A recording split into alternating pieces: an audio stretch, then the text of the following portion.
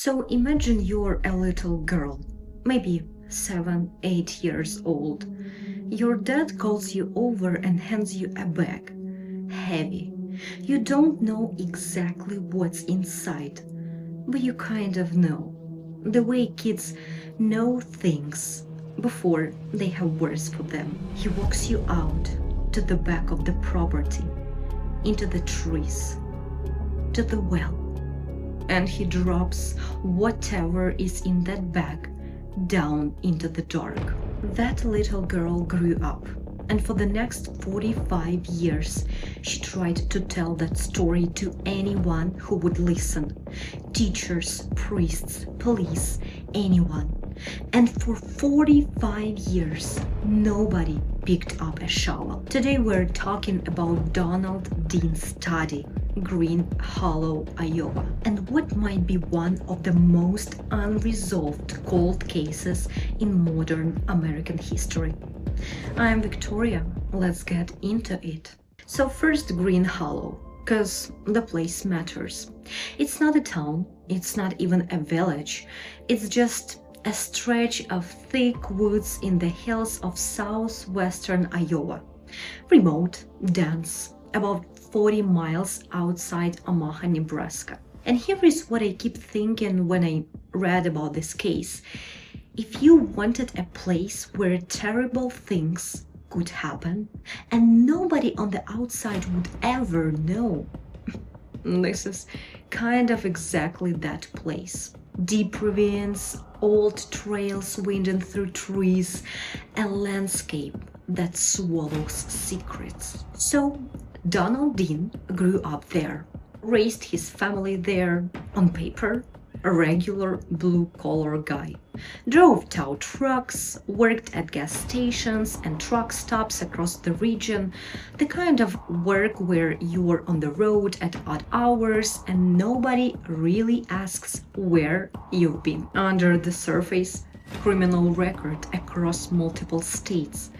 A history of violence that people who knew him described as severe, unpredictable, terrifying. He died in 2013, age 75. Never charged with a single murder. But his daughter, she'd been trying to tell the world what she witnessed in those woods since she was a child. So her name is Lucy, Donald's daughter.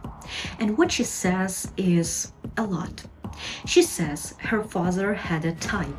Women in their 20s and 30s, runaways, sex workers he found in Omaha. Women he described, and I'm just going to say this bluntly, as people nobody would immediately miss.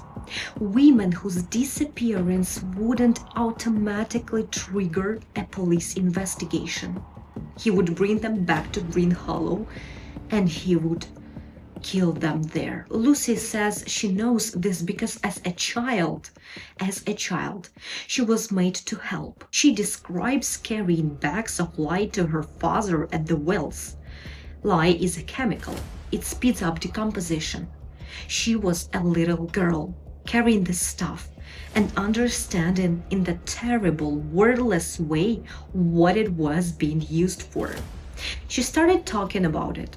First to a teacher, nothing happened.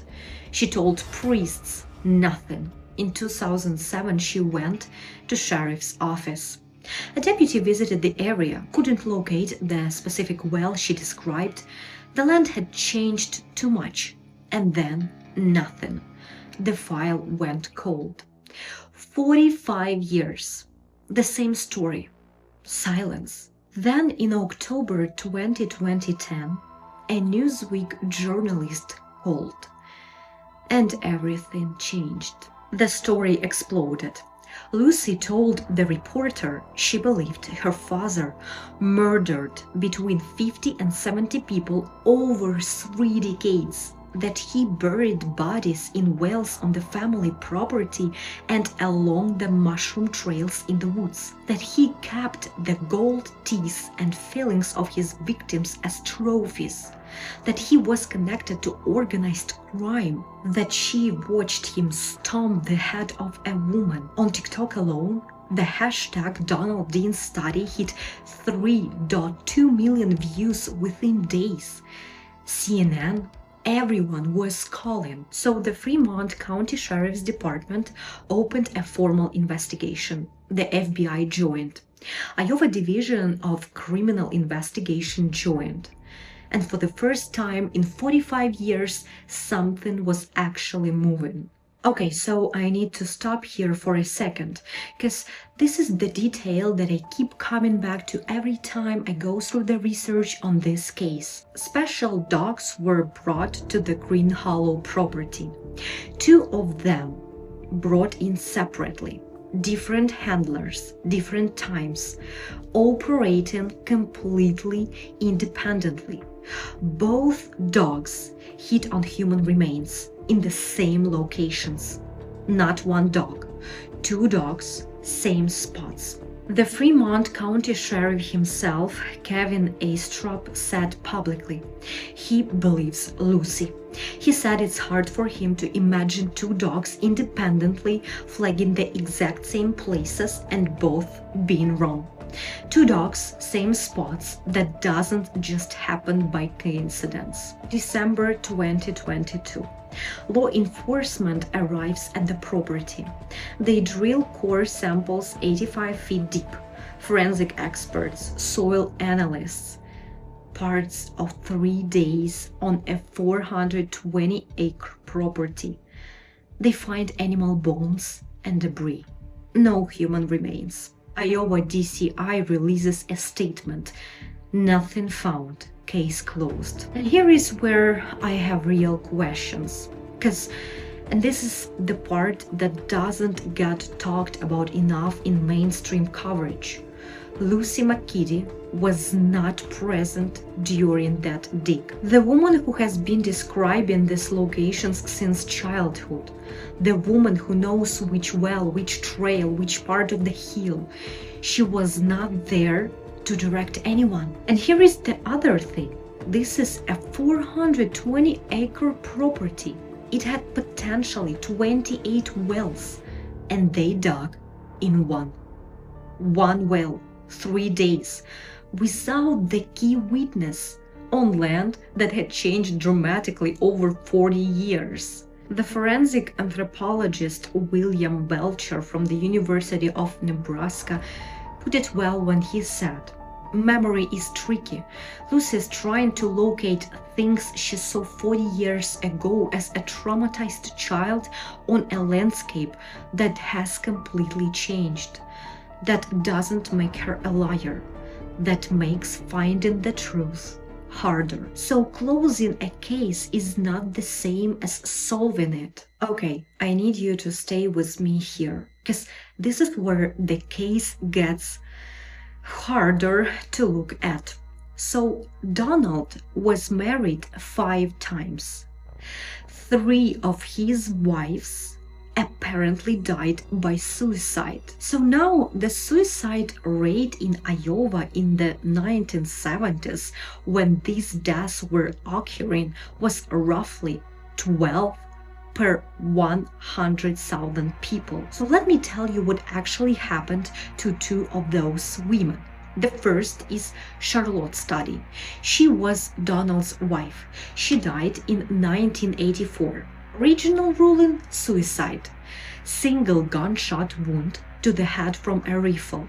She was reportedly sitting in the driver's seat of Donald's car outside her apartment in Omaha after leaving him. The production company behind the documentary paid to have Charlotte's body in August 2023. A pathologist did a second autopsy. The finding: the shot came from a distance. It would have been physically impossible for Charlotte to fire that rifle at herself from where she was sitting. The ruling was changed from suicide to undetermined. Charlotte's daughter have been fighting in court ever since to get the death certificate changed to homicide. The Douglas County attorney won't do it yet. but that fight is ongoing. The second wife is Lucy. She was Lucy's own mother. She allegedly hanged herself in a small closet in the family's home outside Denver in 1970 after a bloody fight with Donald. Her body is buried in Omaha.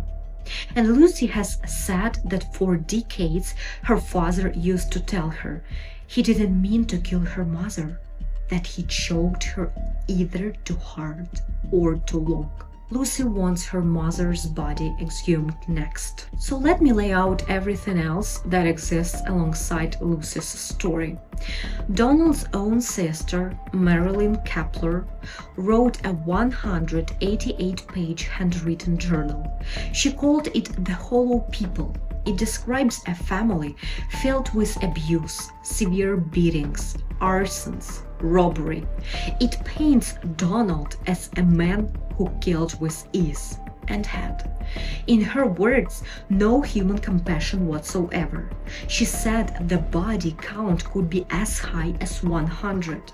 And before she died in January 2025, she told journalists, Lucy was always telling the truth. There is also something in the journal that didn't make many headlines. Kepler described envelopes that Donald kept hidden above a refrigerator, containing photos of targets, their home addresses, ages, phone numbers, and where they worked. She called them heat papers. Then there is the FBI.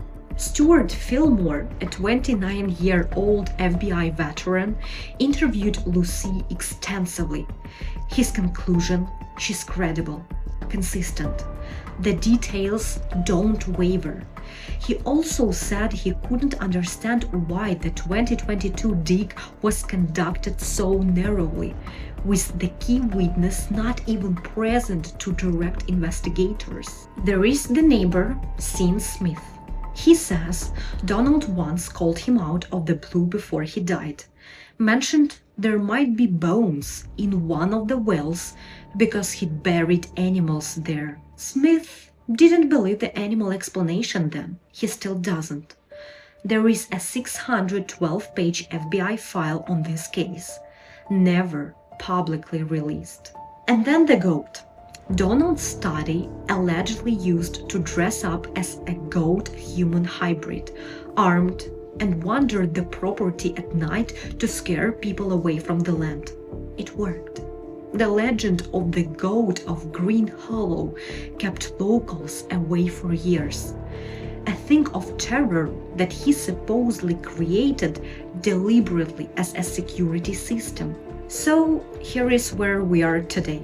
May 2025, a second dig, 5 full days, funded by a Los Angeles documentary production company, ground-penetrating radar, University of Nebraska forensic anthropologists. Lucy was there this time. Dogs hid again. Radar detected something underground at one site, but the excavation couldn't confirm anything, partly because bulldozers from an earlier dig appeared to have moved about 20 feet of earth near the well sites. Lucy's worried remains may have been pushed out. The criminal investigation by Iowa DCI and the Fremont County Sheriff still officially closed.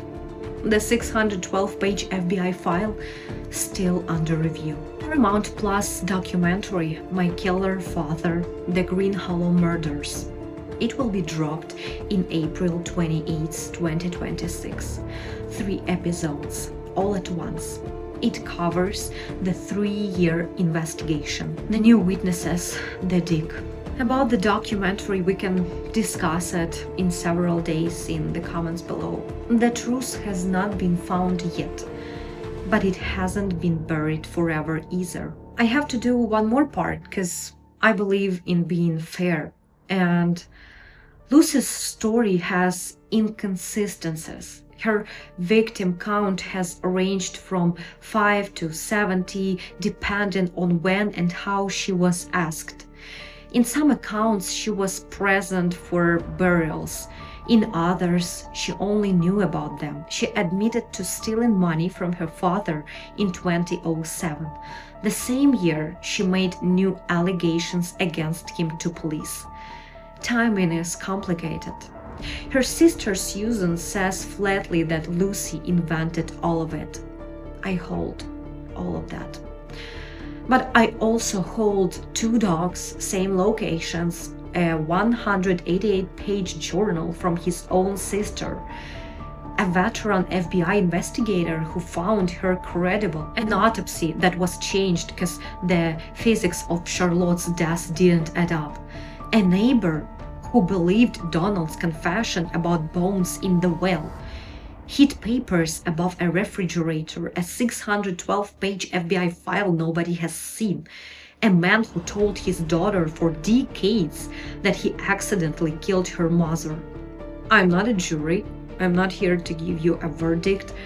What I'm here to do is lay this out and let it sit in the room with you. Here is what I keep coming back to.